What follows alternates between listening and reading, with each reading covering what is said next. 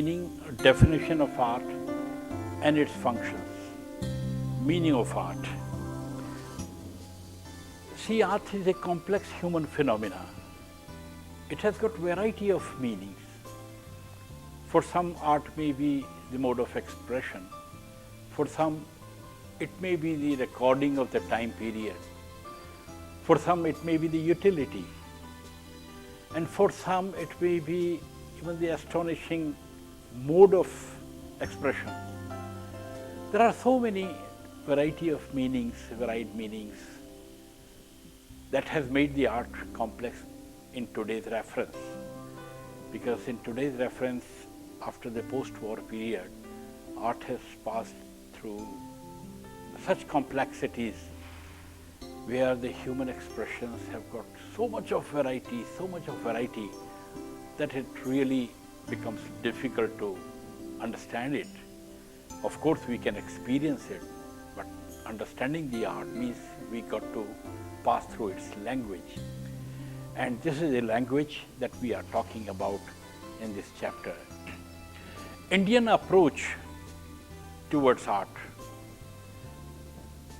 This is quite obvious that our Indian art is different than the West. We'll talk about West later on, but let us talk about Indian art. See, we have the traces of Indian art right from the Indus Valley, which are available to us. There are, our scholars say that there are references in Vedas about art expressions, but we don't have the physical examples. The physical examples of art are found only from the period of Indus Valley civilization, which we say Mohenjo-daro and Harappa and Lothal, etc. Now you see, in this art, in Indian art, if we calculate the growth of Indian art, it may be sculpture or it may be painting. Well, unfortunately, in Indus Valley civilization, we see very few examples of painting. And we can see the drawings and delineations of, or say, rendering of human figures or animals on some seals. But in major, we don't find the paintings there. But we can trace out the quality of the drawing available during the Indus Valley period. But slowly and gradually, when we move towards Ajanta, and suddenly we come across such an art which started initially with its archaic period and grew to the classicism, and then added with the examples like European Baroque. We say Baroque means it spreads out and passes, it crosses the limits of the classicism. Now, see, Ajanta, the total Ajanta proves that the Indian art is the art of line.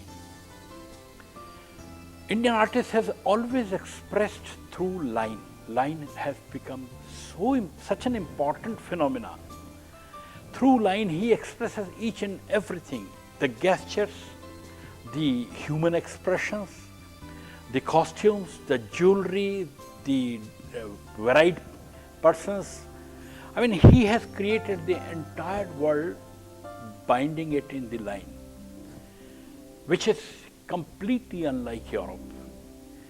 In Indian art, we have taken care of colors also.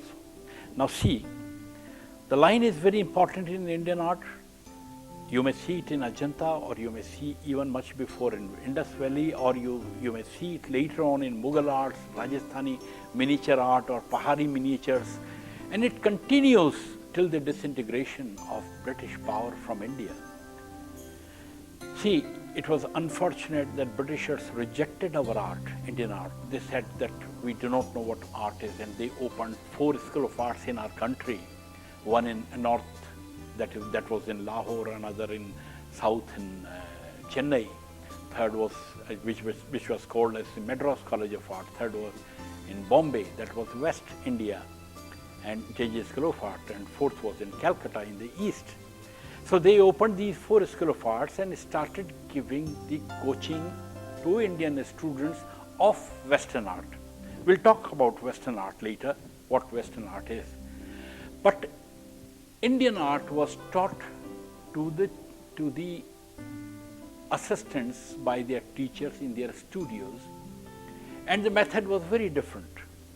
They were looking at the world, they were of course observing the world, but they were going through rigorous, say, craftsmanship. They were achieving the craftsmanship, and later on, after coming from the studio of their teacher, they would start expressing their own. And of course, in India, we generated a kind of group styles also. There were very few individual styles, we had group styles. So the qualities of Indian art is, first, it is the art of line. Second, it is the art of color. Then thirdly, it is the art of expression. And our expression emerges from intuition, not from the observation of the world only. Intuition becomes most important. So line, intuition and color, these three things met together, and we created our own mode of expressions, our group styles. From Ajanta, if you move towards Jain school of painting, or in the mural school of painting in south, and then move towards Pal school, and after Pal school, if we follow it up in Mughal school of painting, then Rajasthani varied school of paintings, Udaipur, Jaipur, Kota, Bundi, Jharsuguda, and Jodhpur, Kishangarh, Devgarh. All these arts are different in their forms. They are varied with their qualities, but still they are the group styles. And this way, Indian art created its own way of doing. And something like Chinese or Japanese, we had a very rich art form with different kind of expressions, completely unlike Europe. Now we talk of European art. Western approach towards art is from the intellect, not from the intuition like Indian art.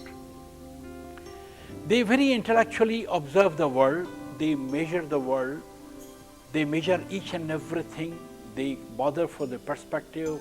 It may be linear or it may be aerial perspective, but they are mainly concerned about the form. Indian arts were concerned about line, but the Westerners are concerned about form. Form is so important to them. Then they paint what they see.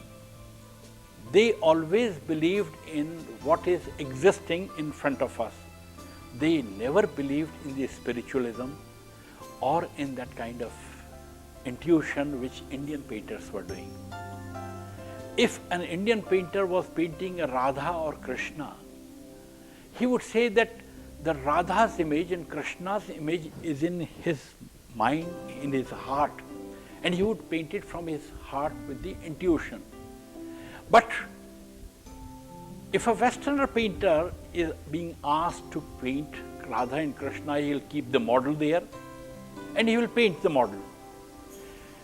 And see, if I have a model which is doing commercial work, it can never generate the feelings of Radha in her. It will be physical model, but that is what Western art is. Right from the Greek period till the beginning of Impressionism, what we see is the art that people observe. You see the world, paint it exactly as it is, with very little variations. Of course, there were variations. In classic period, they had different concept. In Baroque, they had different concept. In Rococo, they got over ornamented. In Neoclassicism, they came out with different concepts. There were different movements there undoubtedly. But the main concern about Western art is it is the art of intellect, it is the art from mind, it is the art of form, and it does not allow any kind of intuition to be done till the chapter of modern art begins. We say it nearly Matisse or Picasso, mainly from Picasso, when the Cubism got the birth. Importance of art. See, for the human being, arts are very important. It may be visual arts or performing arts or any kind of arts, but they are such an important affair in the human life. Imagine if there are no colors in the life, what would be the life? So you are not looking at shapes and forms anywhere. You are sleeping on the flat bed without on just nothing on it, or you are sitting and there are no trees, no plants, no colors, no flowers. See how the tragic life will be. So art has become so important. It gives us the history, it gives us the picture of culture, it works as a mirror of human expressions in different periods. So I believe that art is so important in life. People who do not confess art or who do not look at art in their life really have got a very dry life.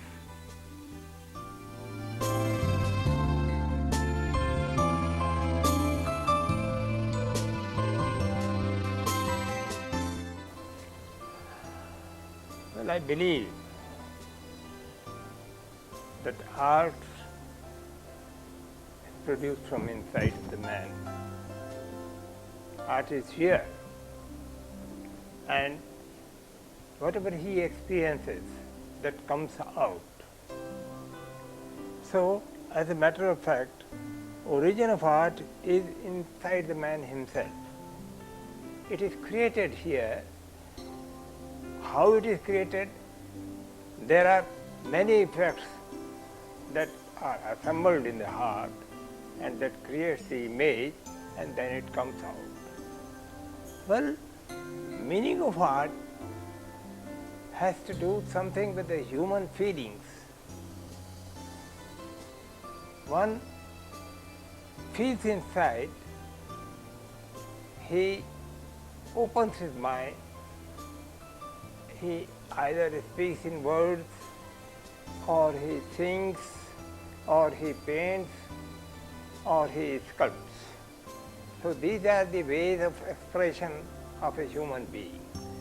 If you take up history, you see how we have found art in the caves, in earlier caves of those persons who knew nothing about art. Even they created art. In caves, long history is there, and artist is creating since that time.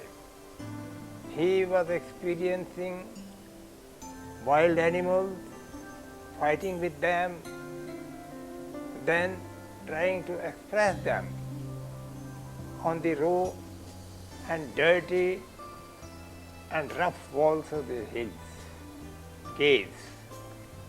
There are lots of examples of that. 5 or 10 years, 10,000 years earlier. Well, we had been very different from Westerns. You see, West is trying to visualize the visual experience that he is having from the hills, animals, man, and so on. He is experiencing in a very different way and is trying to create in the three-dimensional way. While Indian art is transformed. It is two-dimensional, mostly two-dimensional. They have eliminated all the extra elements which are creating three dimensions.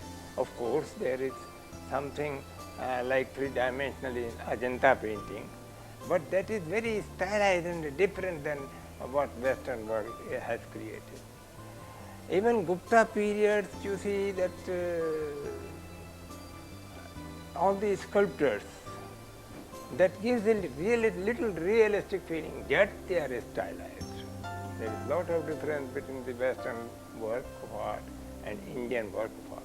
We feel in a different way, they feel in the, they go for the study, face to face they study, they go for landscape, they go for creating animals while seeing the animals and other things. We apply more imagination, and there is more creative instinct in Indian art than Western art of that time.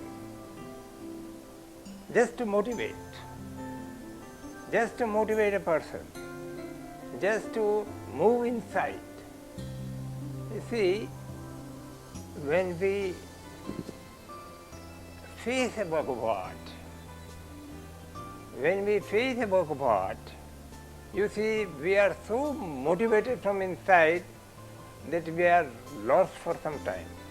As you must have experienced while visiting Picasso's museum there in France very recently, 2-3 years back, how he transformed visual form into various ways that were not experienced by Westerners, earlier Westerners, who painted in a very three-dimensional way. He created his own world of art. So artist has a world in himself. He creates his own world, and he is only the artist, or others are imitators. Man is a dead figure without art. If his heart does not beat, there is nothing in the world. It gives the human feeling. Art gives the human feeling. It is the inside that throbs. Art is created.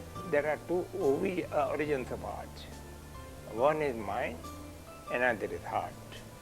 You see, these are two places where art is conceived. Mind is very constructive in a very scientific way, that arranges everything in order, systematically. You can discuss on everything just like a science person. But inside, there are lots of things. Feelings are there, emotions are there. They create the image. Imagination is there. Outer effects are there. So, art is, as a matter of fact, conceived inside. When you start a work of art on a piece of canvas, or a piece of cloth, or a piece of stone, or in any way, then that is transformed into with the norms of art, which helps him to create and tell his mind. Hope you have enjoyed the discussions today and would get something academically on fine arts.